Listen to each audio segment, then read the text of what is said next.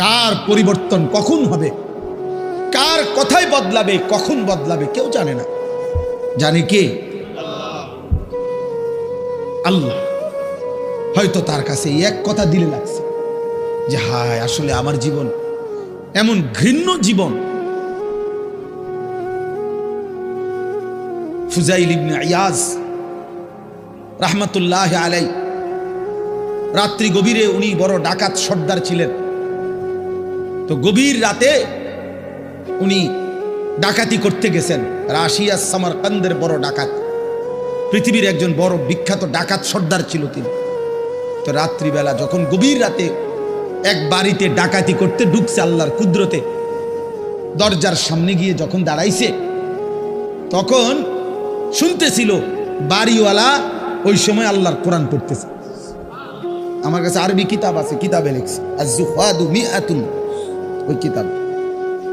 তো এটা বাংলা অনুবাদ হয়েছে, দুনিয়া বিমুখ শতমনীষী, অসাধারণ কিতাব। তো রাহনুমা প্রকাশনী।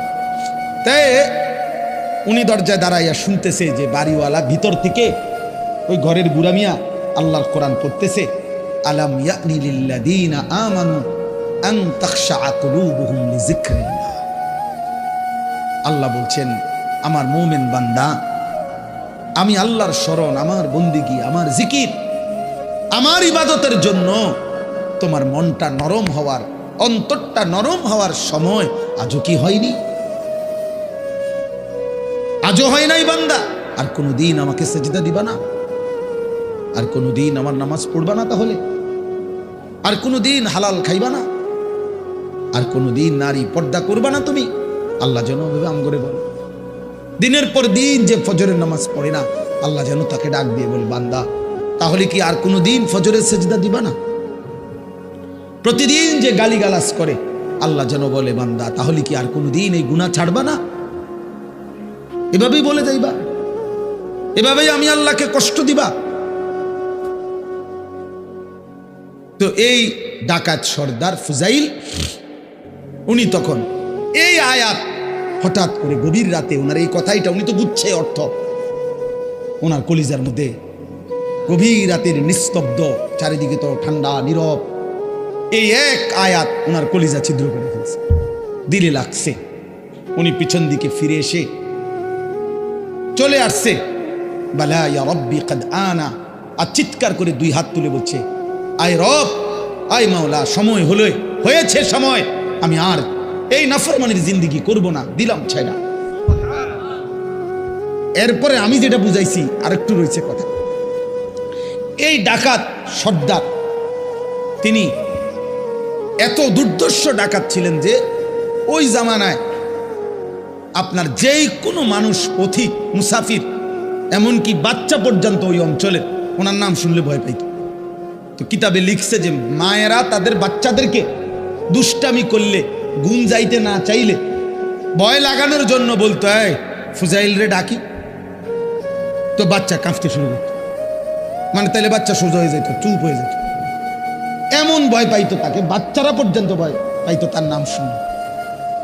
তখন তিনি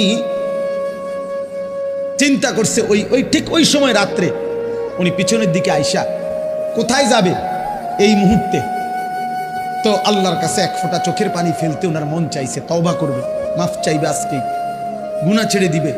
ছেড়ে তো দিলই, ডাকাতি করে না। তো লিখছে যে পার্শ্ববর্তী একটা খালি ঘর একটু দূরে, এমনি সারা বাড়ি আর কি, এটার মধ্যে মানুষ থাকার কথা না, এইখানে উনি একাকী মনে করে নিয়ত করছে যে এখানে ঢুকে আমি একটু নীরবে চোখের পানি ফেলে আল্লাহর কাছে এই রাতেই তওবা করব। তো উনি ঢুকছে ওই ঘরে, ঢুকা দেখে ওইখানে কিছু লোক, যারা তৎকালীন জামানায় মানুষ এক জায়গার থেকে আরেক জায়গায় সফর করার সময় রাত হয়ে যাওয়ার কারণে এইখানে আশ্রয় নিছে কিছু লোক আর কি, ওরা ওইখানে শুয়ে রয়েছে, মুসাফির, পথিক মুসাফির। তো এই মুসাফির যেগুলো শুয়ে রয়েছে, ওরা গভীর রাত, কিন্তু কারো চোখে ঘুম নাই, শুয়ে আছে ঠিক চোখ খোলা। তো তখন উনি ঢুকেই শুনতেছে, ওরা বলতেছে, সাবধান, ঘুমায়ও না কেউ, ফুজাইল যদি টের পায় তাইলে কিন্তু সব লুণ্ঠন করে ফেলবে, সব ছিন্ন ভিন্ন করে ফেলবে, সব কিছু ছিনিয়ে নেবে, কাজে কেউ ঘুমায়ও না, সতর্ক, কোনোভাবে রাতটা পার করে এখান থেকে পার হইতে হবে। ফুজাইল কিন্তু যদি টের পায়, এই কথা উনি শুনছে, এর দাঁড়ায় দাঁড়ায় উনি তো সেই ফুজাইল। এই তখন কিতাবে লিখছে, উনি এইবার এমন কান্দা কানছে, কাইদা বলছে, মাওলা আমি বুঝি এমন নিকৃষ্ট হইলাম যে বাচ্চা পর্যন্ত আমারে ভয় পায়, এমনকি পথিক মুসাফির ভিন দেশি পর্যন্ত আমার নামে কাঁপে। আমি কি পরিমাণ মানুষের কষ্ট দিলাম। তখন উনি নিয়ত করে বলছে, আল্লাহ আমি আর এই জমিনেই থাকবো না, এই মাটিতেই, আমি এই দেশেই আর থাকবো না। তখন উনি তওবা করে সরাসরি হিজরত করে আল্লাহর ঘর মক্কায় চলে আসছে, আর বাকি হায়াত কাবার পাশেই উনি জীবন কাটাইছে। এরপর উনি হইছেন সাইয়্যিদুল আউলিয়া, আউলিয়াদের সর্দার।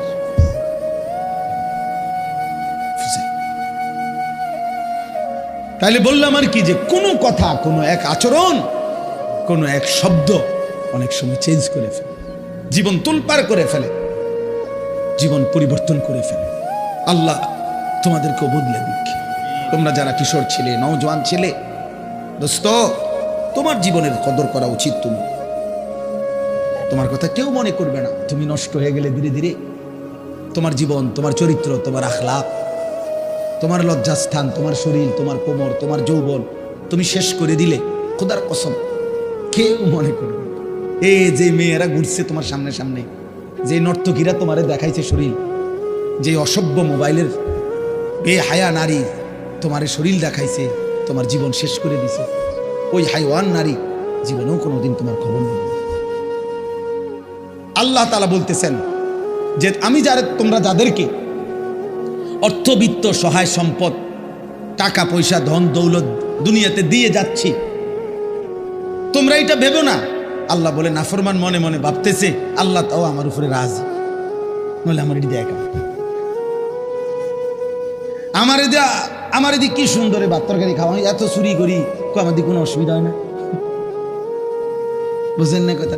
আমি এত সিটারি করি, আমার দিকে কোনো অসুবিধা, কত সর্দিও হয় না। কত ভালো মানুষ দিয়ে দেখি আজ 10 বছর বিস্তার করে রয়েছে, লড়েও লড়তে পারে না। আমরা কি কারবারটা কি? আবু লাহাব, মক্কার কাফের, নাম শুনছেন না আপনারা? নবীজি সাল্লাল্লাহু আলাইহি সাল্লামের বিরোধিতাকারীদের মধ্যে সবচেয়ে বেশি বিরোধিতাকারী যে কয়েকজন, এর মধ্যে একজন আবু লাহাব।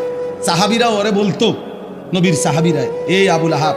আবু লাহাবের একটা বদঅভ্যাস ছিল, নবীজি যেখানেই কাউকে কালেমার দাওয়াত দিতেন, মানে কাউরে ইসলাম বুঝাইতেছে মনে করেন, হে পিছন থেকে একটু দূরের থেকে ওর দিকে তাকাইয়া কইতো, সাবধান, ধরা খাইও না, একবারে মারা রইবা, আর বিড়ি খেতে পারত না। ইতান হইলে সিটারি যে করতে এত সুন্দর, রিডিহার করতে পারত না, রেডি সাউন্ড, নাটক সাউন্ড, সিনেমা সাউন্ড, এটি সব ছেড়ে দিতে হইব এই মৌলবীর কথা বললে। মানে বলতো না না। এরপরে নবীজি সাল্লাল্লাহু আলাইহি সাল্লাম সরে গেলেই এই বেঈমান ওই লোকের কাছে গিয়ে বলতো, কি কইছে, এই কইছে তোরে না, সাবধান, এডি কইয়া, হে বিরাট বড় জাদুকর, নাউজুবিল্লাহ, অনেক বড় গণক, একটা ফেরেশতা গায়ে দিছে সমাজটার মধ্যে, কয় যে আমাদের পুরাটা এলাকা নষ্ট করে লাইছে, মায়ের লগে এখন আর ফুতের মিল নাই, ফুতের লগে মার মিল নাই, স্বামীর লগে স্ত্রীর মিল নাই, বাপের লগে ফুতের মিল নাই, একটা বেড়াছাড়া লাগাই দিছে, নাউজুবিল্লাহ। এইভাবে সে বলতো।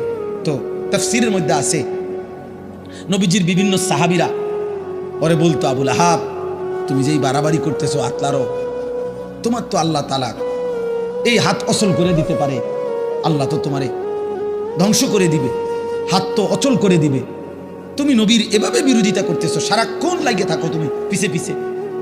এই তখন তাফসীরের মধ্যে আছে, প্রত্যেক দিন সকালবেলা আইসা ওই লোক পরিচিত, এরা সমবয়সী না, যারা ইমানদার হয়েছে সাহাবী, ওরাও তো অনেকেই কুরাইশ বংশীয়, তো সমবয়সী, এক লগে চলুন না মানুষ, তো আইয়েই কইতো, কিরে এই যে হাত কিচ্ছু হয়েছে না, এই যে কি সুন্দর, কত কইলা তো এরুম হইব হেরুম হইব, কিচ্ছুই তো হয়েছে না।